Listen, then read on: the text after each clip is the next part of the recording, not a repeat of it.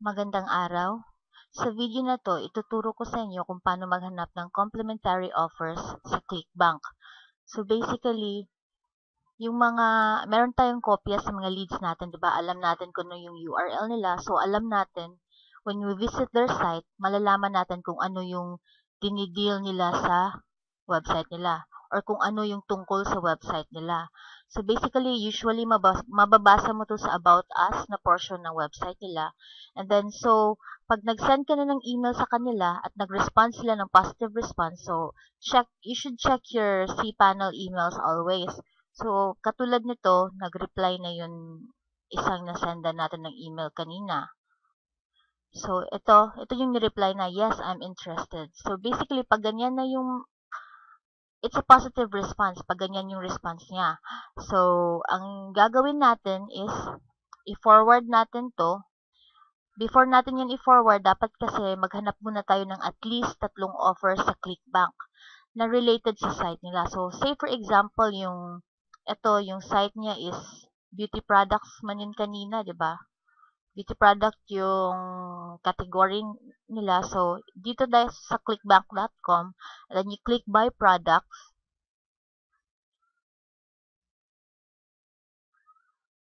Kasi maghahanap tayo ng complimentary offers. Ano yung complimentary offers? Dapat yung offers hindi nagko-compete sa ino-offer ng website or ng site na nag-send ng positive response. Dapat complementary siya. So, pwede nilang i-offer sa mailing list or sa mga tao na nasa mailing list nila without competing with their product. So,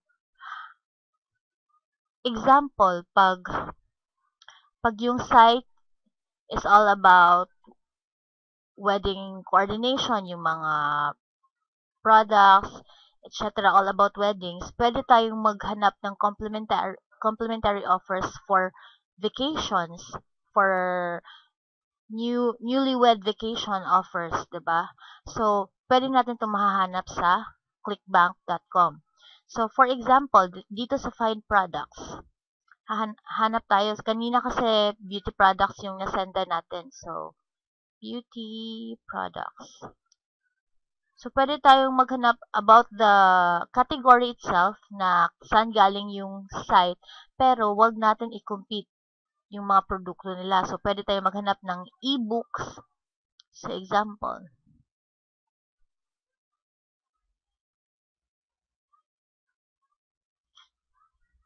So, ito yung mga offers na nakikita natin, di ba? So, meron daw 1,242 offers related to beauty products. So, you can set na 50 yung ma-view mo in one page para mas madali ka makahanap.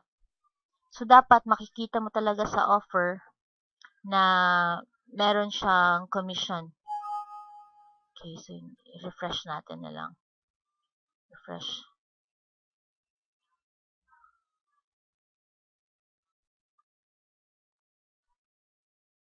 Kasi kailangan natin. So, for example, pag search nyo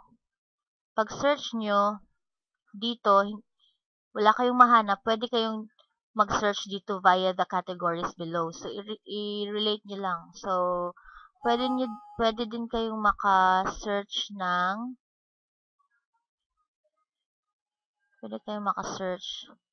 ito, dito.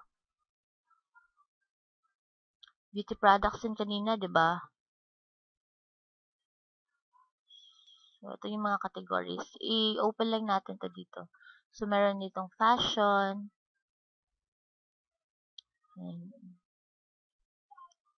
Okay.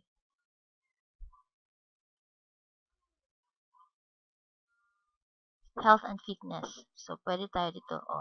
Beauty. So, pwede tayo dito mag-search. At since na-type natin dito beauty products, hanap muna tayo dito. Tapos, pag wala tayong mahanap dito na complementary sa products nila, pwede tayong maghanap via the categories panel dito sa gilid. So, 75% the beauty. So, ebook.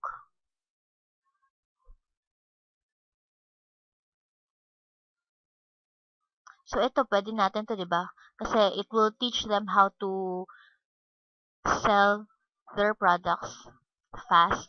So, pwede natin siya, right-click lang natin siya, new tab.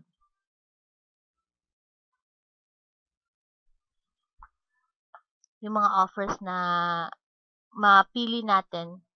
So, minimum talaga, at least 3, but pwede kayong maghanap ng more than 3 para maraming choices. Kasi i-forward natin to along with the offers to our project managers. At the same time, yung project manager natin i-forward sa head ng company para siya yung mamili kung ano yung offer na i-send natin sa client or sa possible lead natin.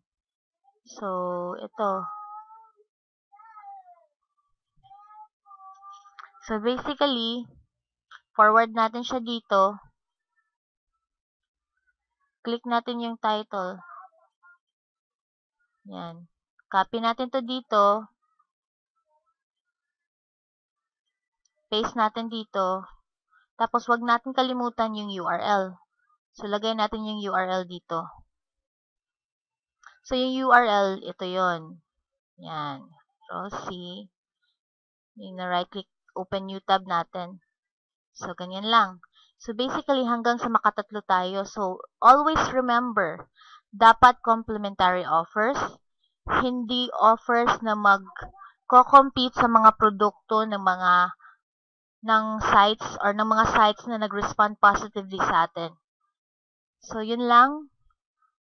If marami pa kayong questions, again, always ask your project managers or any person na ahead sa'yo or mas experience sa'yo.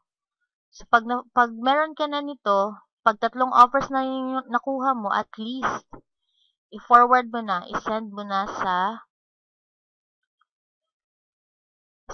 sa project manager mo.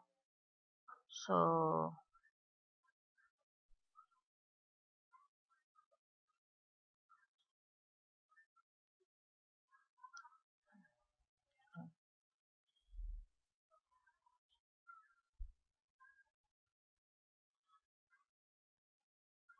ganyan, below our offers, I've searched. Email mo lang and inform your project managers kung ano yung na ini-forward mo sa kanya. I've searched from ClickBank regarding the positive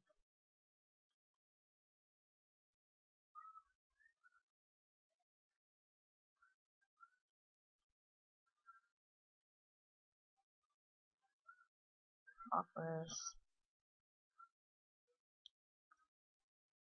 Tapos, lagay mo din dito yung URL ng site.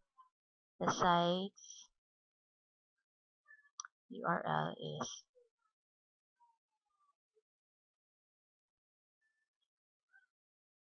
so, for example, yan yung site niya, di ba? Okay, send natin. So, yan lang talaga yung paghahanap ng kuan. Right-click mo lang to para makita mo yung URL. So, copy mo yan lahat. Copy mo yan lahat kasi yan yung URL nito. Tapos, copy mo din to lahat, including the title para makita ng project manager mo kung ano yung title. At the same time, yung description kasi makikita dito sa description kung ilang percent yung commission, di ba? Okay, that's it. Thank you and good day.